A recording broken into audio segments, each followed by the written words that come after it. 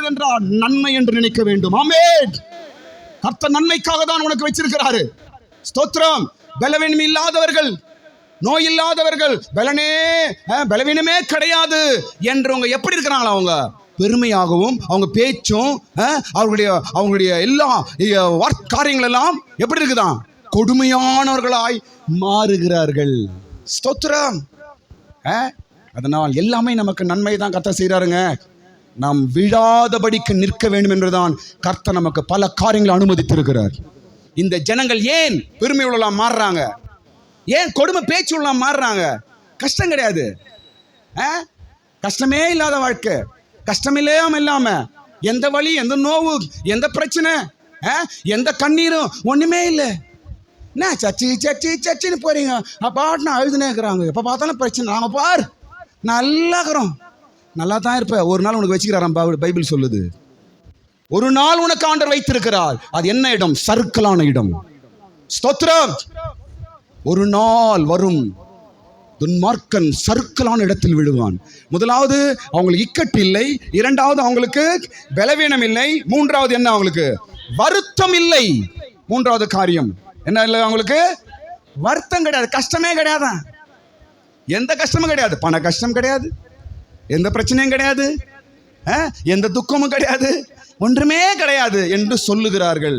அதனால் அவர்கள் பெருமையானவர்களாய் மாறினார்கள். அதனால் அவர்கள் பேச்சு கொடுமையான பேச்சுள்ளாய் மாறினார்கள். அதனால கஷ்டம் இல்லாதனால தான் அவங்க நாக்கு ஊரெல்லாம் சுத்துது.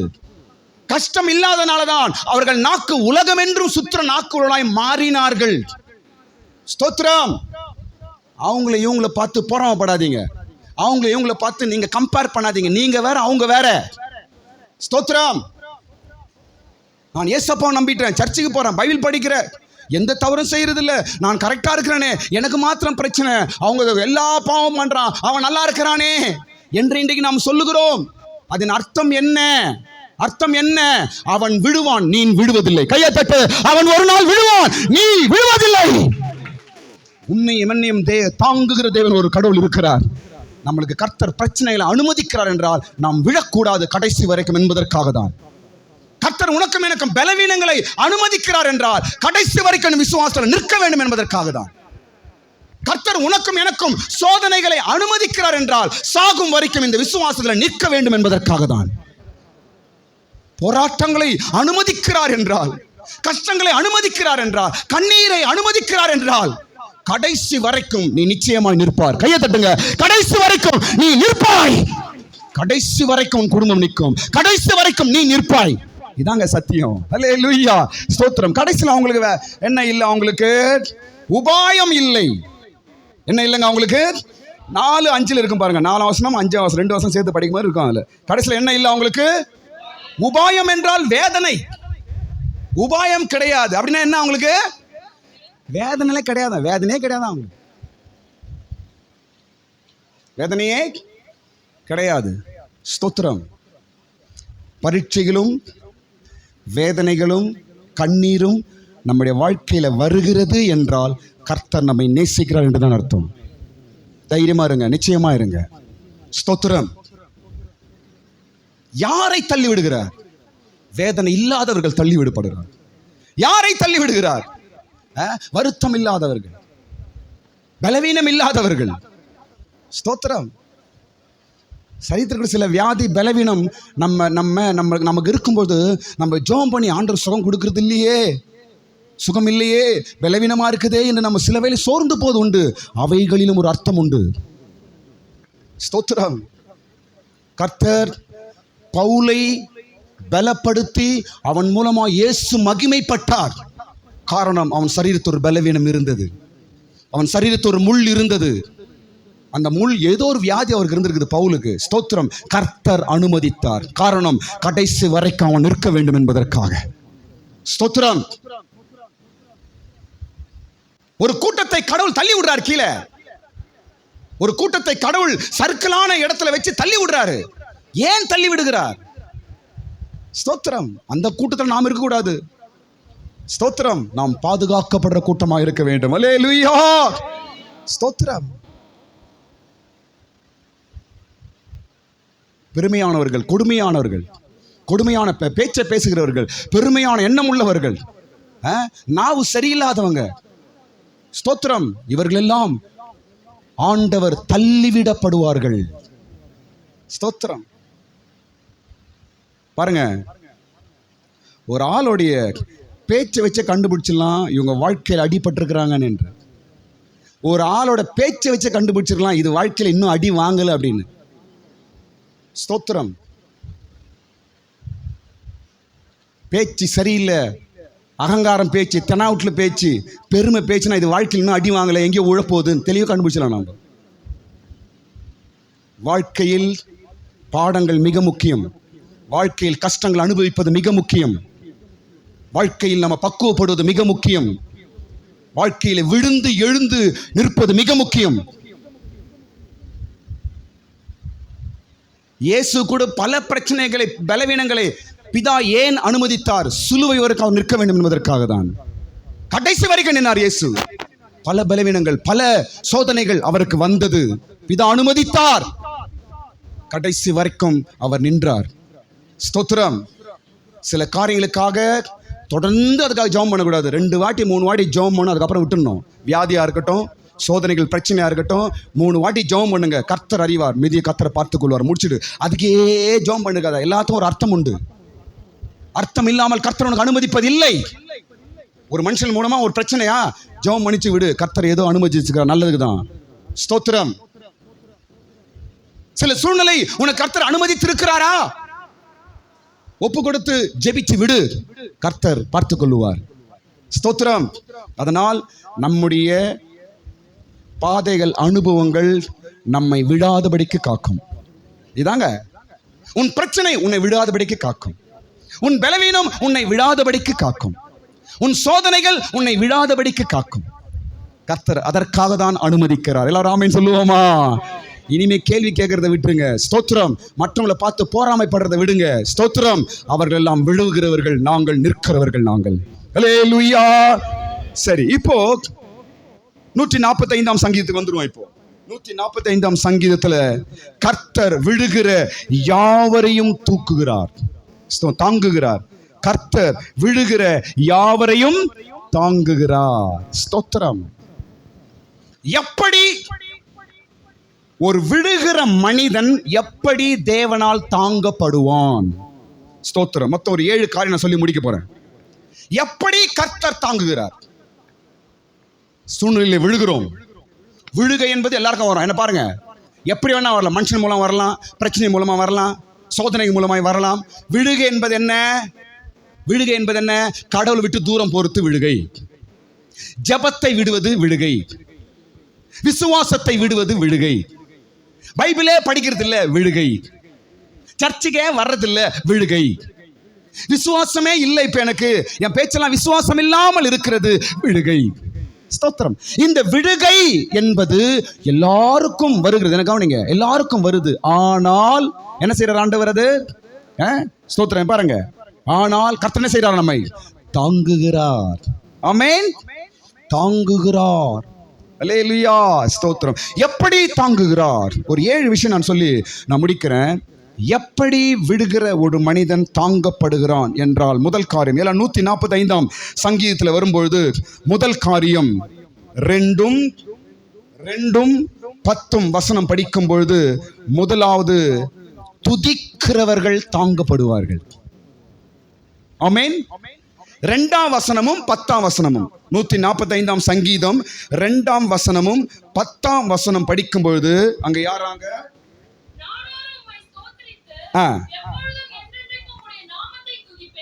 துதிக்கிறவர்கள். 10ஆம் வசனம் தான் இருக்குது. 10ஆம் வசனம்.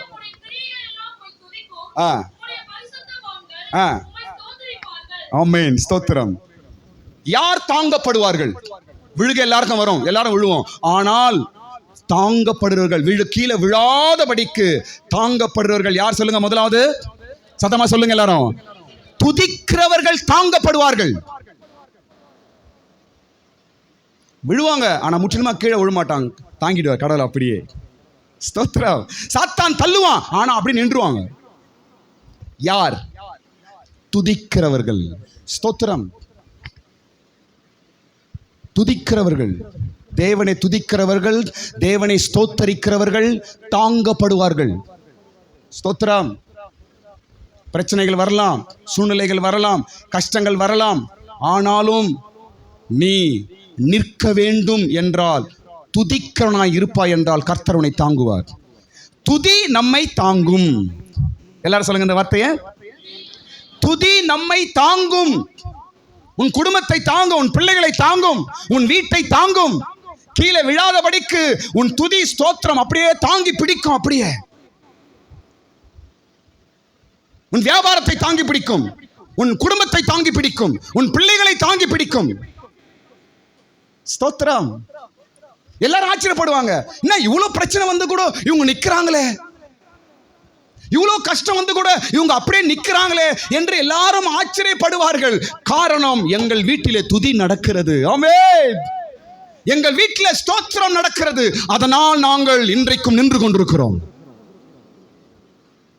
புயல் அடிக்கிறது, காற்று வீசுகிறது, சோதனைகள் வருகிறது, பல பிரச்சனைகள் சுற்றி சுற்றி வருகிறது. ஆனால் ஜனங்களுக்கு முன்பாய் நாம் இன்றைக்கும் நின்று கொண்டிருக்கிறோம் என்றால் நம்முடைய துதிதான் நம்மை தாங்கிக் கொண்டிருக்கிறது. ஆமென். ஸ்தோத்திரம். இரண்டாவது, விடுகிற ஒரு மனிதன் எப்படி தாங்கப்படுகிறார், கர்த்தர் எப்படி தாங்குகிறார் ஒரு மனிதனை என்று பார்க்கும்போது, இரண்டாவது காரியம் 5ஆம் வசனமும் 12ஆம் வசனமும் 145 5ம் 12ம் படிக்கும் பொழுது, தேவனுடைய வல்லமையை குறித்து பேச வேண்டும். ஸ்தோத்திரம். என்ன செய்யணுமா? அவங்க வல்லமையை குறித்து பேச வேண்டும். 5ஆம் வசனம் 12ஆம் வசனம் படிங்க, சீக்கிரம் படிங்க.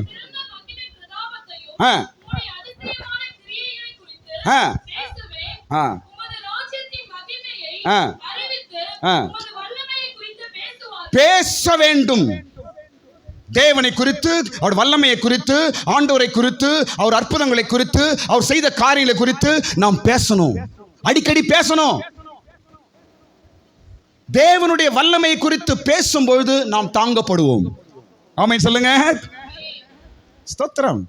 ஏசப்பா பைபிள் இப்படி பண்ணாரு, பைபிள் வசனம் இப்படி சொல்லிருக்குது, பைபிள் இப்படி எல்லாம் ஜனங்கள் பாதுகாக்கப்பட்டாங்க, ஏசப்பா இப்படி அற்புதம் செய்தாரு, அவங்களுக்கு இப்படி செய்தாரு, சர்ச்சில் வச்சு சாட்சி சொன்னாங்க, அவங்களுக்கு இப்படி செய்தாரு, இவங்களுக்கு அப்படி செய்தாரு என்று தேவன் செய்த காரியத்தை, தேவனுடைய வல்லமையை நீ பேச வேண்டும். அதை விட்டு ஊருக்கு அதை பேசினா கீழே தான் ஊந்து போனி. தேவனுடைய வல்லமையை குறித்து பேசு. ஸ்தோத்திரம். அதிகமா பேசணும். எப்போ? நம்மளுக்கு பிரச்சனைகள் வரும்பொழுது, நம்மை சுற்றி பிரச்சனைகள் இருக்கும் பொழுது, நம்மை சுற்றிலும் மனிதர்கள் நம்மை விரோதமாய் பார்த்து கொண்டிருக்கும் பொழுது, நாம் எப்போ விழுவோம் என்று பார்த்து கொண்டிருக்கும் பொழுது, ஸ்தோத்திரம், நம்முடைய சூழ்நிலைகள் எல்லாம் நமக்கு மாறா இருக்கும் பொழுது நாம் பேச வேண்டியது தேவ வல்லமையை குறித்து, விசுவாசத்தை குறித்து, வசனத்தை குறித்து, இயேசுவின் அற்புதங்களை குறித்து, சபையில சொல்லுகிற சாட்சிகளை குறித்து.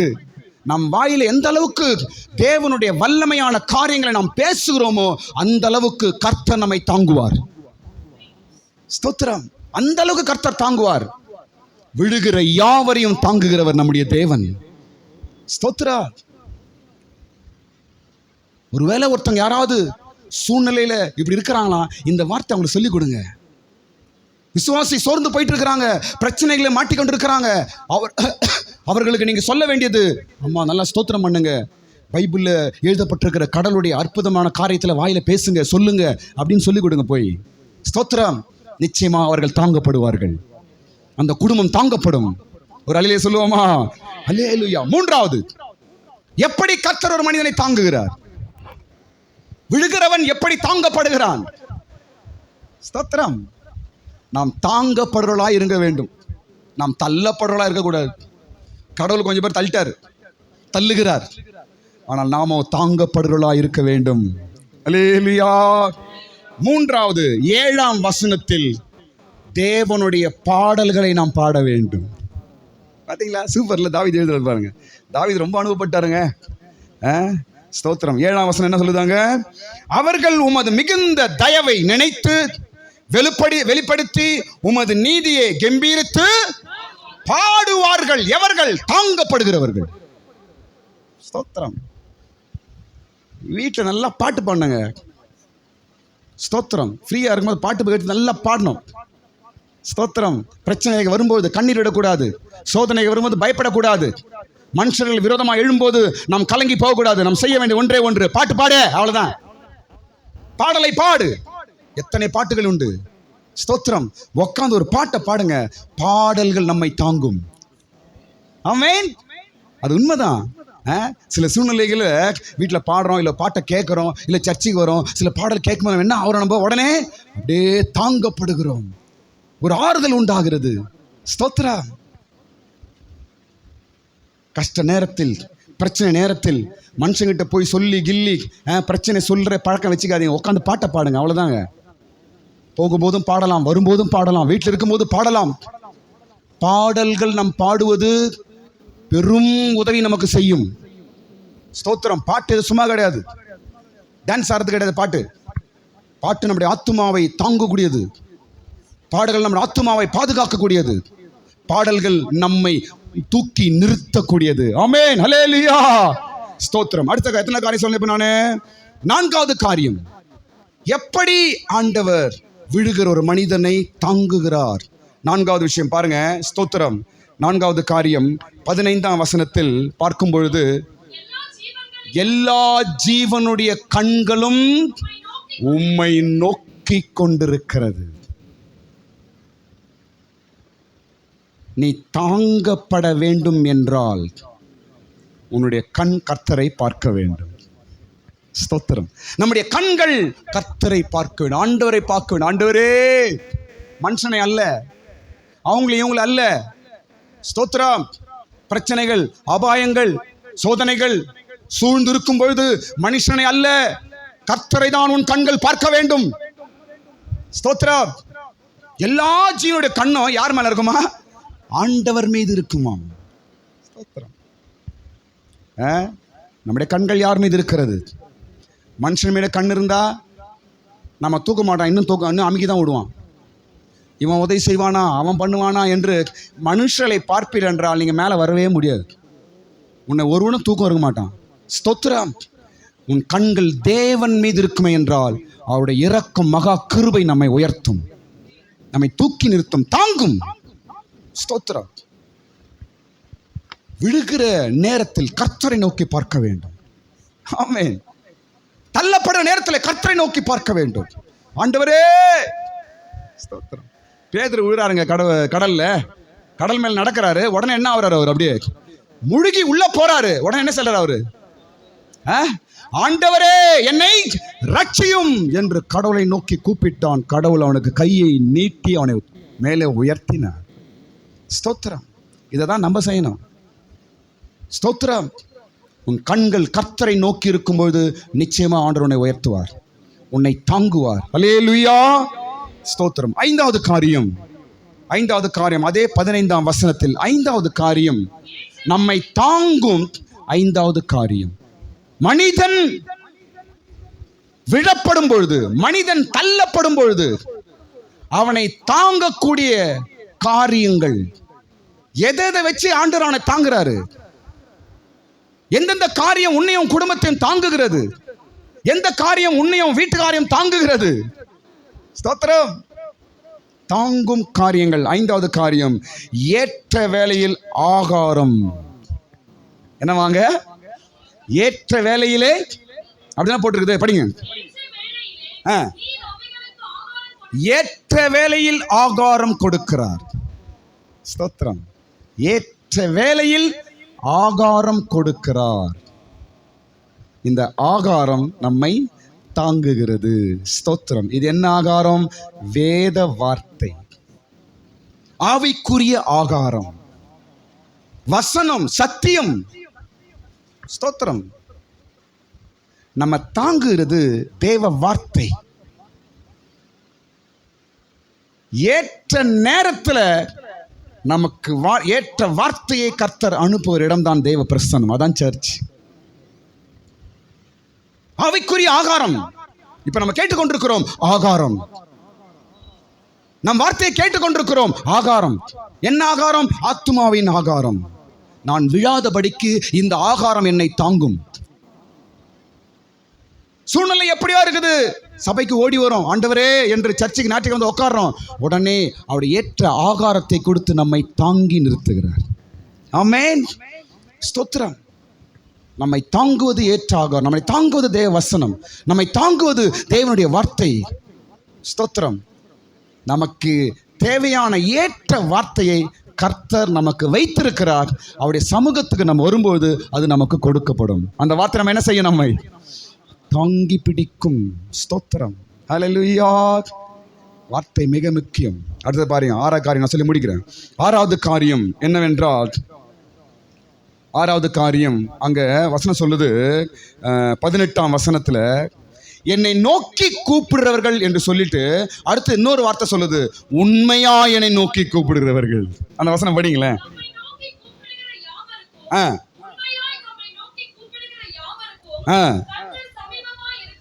நோக்கி கூப்பிடுறவர்களுக்கா இல்ல உண்மையா நோக்கி கூப்பிடுறவர்களுக்கா? உண்மையாய் நோக்கி, 2 வார்த்தை சொல்ல, நோக்கி கூப்பிடுறவர்களுக்கும் உண்மையாய் நோக்கி கூப்பிடுறவர்களுக்கும். நீங்க எப்படி கூப்பிடுறீங்க? தேவைப்பட்டா சோத்ரம் சோத்ரம் சோத்ரம், மிச்சம் சோத்திரம் கிடையாது, ஒன்றும் கிடையாது. ஏன்னா வழி வந்துச்சா, ஓ சோத்ரம் சோத்ரம் சோத்ரம், மிச்சம் நேரத்தில் டிவி போட்டு உட்காந்து பார்த்துன்னு சீரியல் பார்த்துன்னு. எந்த ஆண்டவனுக்கு உதவி செய்வார்? ஸ்தோத்திரம். உண்மையாய் நோக்கி கூப்பிடுறவர்களுக்கு, உண்மையாய் ஆண்டவரே என்று உன் இருதயத்தின் ஆழத்தின் சூழ்நிலை அறிந்து கர்த்தரை உண்மையாய் நோக்கி கூப்பிடுறவர்களை தாங்குவார். தேவைகளுக்காக அல்ல, சந்தர்ப்பத்திற்காக அல்ல, உண்மையாய் தேவனை நோக்கி கூப்பிடுறவர்கள் என்ற ஒரு வார்த்தை அங்கே மென்ஷன் பண்ணியிருக்கிறது. அவர்களை கர்த்தர் தாங்குவார். ஸ்தோத்திரம். உண்மையாய் தேவனை நோக்கி கூப்பிடுவோமா? உண்மையாய் தேவனை நோக்கி கூப்பிடுறீர்களா? ஸ்தோத்திரம். ஜெபிக்கிறவங்களா இருங்க, வீட்டில் குடும்ப ஜெபம் பண்ணுறவங்களா இருங்க, வேதம் வாசிக்கிறவங்களா இருங்க, வீட்டில் ஜெபிக்கிறவங்களா ஜெபம் பண்ணுறவங்களா இருங்க. ஸ்தோத்திரம். தாழ்மை உள்ளவங்களா இருங்க. நீங்கள் தான் உண்மை உள்ளவர்கள். நீங்கள் நோக்கி கூப்பிடும்போது கர்த்தர் நிச்சயமாக உங்களை இறங்கி உங்களை தாங்குவார். அல்லேலூயா. கடைசி காரியம், ஸ்தோத்திரம். 7வது காரியம், எதை வைத்து கர்த்தர் நம்மை தாங்குகிறார், எது நம்மை தாங்கும் என்று 7வது காரியம் பார்க்கும்போது 20ஆம் வசனத்தில், தம்மிடத்தில் அன்பு கூறுகிற யாவரையும் காப்பாற்றுகிறார். அல்லேலூயா. சூப்பர் வார்த்தைங்க, படிங்க. காப்பாற்றி, தன்னிடத்தில் அன்பு கூறுகிற யாவரையும் கர்த்தர் என்ன செய்கிறாரா? காப்பாற்றுறார். கீழே விடாதபடிக்கு காப்பாற்றுறார். ஸ்தோத்திரம். அன்பு கூறுகிற யாவரையும், கடவுளத்தில் அன்பு கூறுகிற உன்னை கர்த்தர் பாதுகாப்பார். ஸ்தோத்திரம். உலகத்தில் அல்ல, கடவுளிடத்தில் உண்மையான அன்பாக இருக்க வேண்டும். கடவுளிடத்தில் உண்மையான அன்பு கூற வேண்டும். நம்முடைய ஆண்டவரிடத்தில் உண்மையாய் அன்பா இருக்க வேண்டும். ஸ்தோத்திரம். கடவுளிடத்தில் அன்பு கூறுகிறவர்கள் ஜெபம் பண்ணுவாங்க. கடவுளிடத்தில் உண்மையாக அன்பாக இருக்கிறவங்க தாழ்மையாக இருப்பாங்க. கடவுளிடத்தில் உண்மையாக அன்பு இருக்கிறவங்க நல்லா பைபிள் படிப்பாங்க, சபைக்கு வருவாங்க. ஸ்தோத்திரம். ஆண்டவருக்கு நன்றியாக இருப்பாங்க. கடவுளிடத்தில் உண்மையான அன்பு இல்லாதவர்கள் மாயமாலமாக இருப்பாங்க. ஸ்தோத்திரம். அப்படி அல்ல. நீ கர்த்தர் உன்னை காப்பாற்ற வேண்டும் என்றால், ஸ்தோத்திரம், நான் விழுறதே இல்லை, நல்லா தான் இருக்கிறேன் அப்படின்னு நினைக்கக்கூடாது நம்ம. ஸ்தோத்திரம். எனக்கு விழுகலை ஒன்றும் இல்லையே, நான் நல்லா தான் இருக்கிறேன், நான் சரியாக தான் இருக்கிறேன் என்று நினைக்கிறது சரியில்லை. அது தன்னிடத்தில் பாவம் இல்லை என்று சொல்லுகிறவன் யார்? அவன் பொய்யன். நம்மகிட்ட என்ன குறை உண்டு, நான் நல்லா தான் இருக்கிறேன்னு சொல்லக்கூடாது. கர்த்தருடைய கிருபை, எல்லாரும் சொல்லுங்க, கர்த்தருடைய கிருபை மட்டுமா என்னை தாங்குகிறது, கடவுளுடைய இரக்கம் என்னை தாங்குகிறது, பாதுகாக்கிறது என்று சொல்லு. ஸ்தோத்திரம். கர்த்தர் விழுகிற யாவரையும் தாங்குகிறார். அடுத்த அதே வசனம் லைட் பாருங்க. மடங்கடிக்கப்பட்ட யாவரையும், அதே வசனத்துல என்ன அடுத்த லைனு, மடங்கடிக்கப்பட்ட யாவரையும். இது என்ன அர்த்தம்? இது விழுகிற யாவரையும் தாங்குறாரு, மடங்கடிக்கப்பட்ட யாவரையும் தூக்கி விடுகிறார். மடங்கடிக்கப்பட்டுன்னு அர்த்தம் அது. மடங்கடிக்கப்பட்டவர்கள் என்றால் வணங்கி கூணை இப்படி நிற்கிறவங்க. எப்படி இருப்பாங்க அவங்க? எப்பயும் எப்படி தான் இருப்பாங்களாம். இங்கிலீஷ் நல்லா போட்டு வார்த்தை அது. வணங்கி நிற்கிறவர்கள் என்று இங்கிலீஷில் போட்டிருக்கு. அவங்க என்ன பண்ணுவாராம் கடவுள்?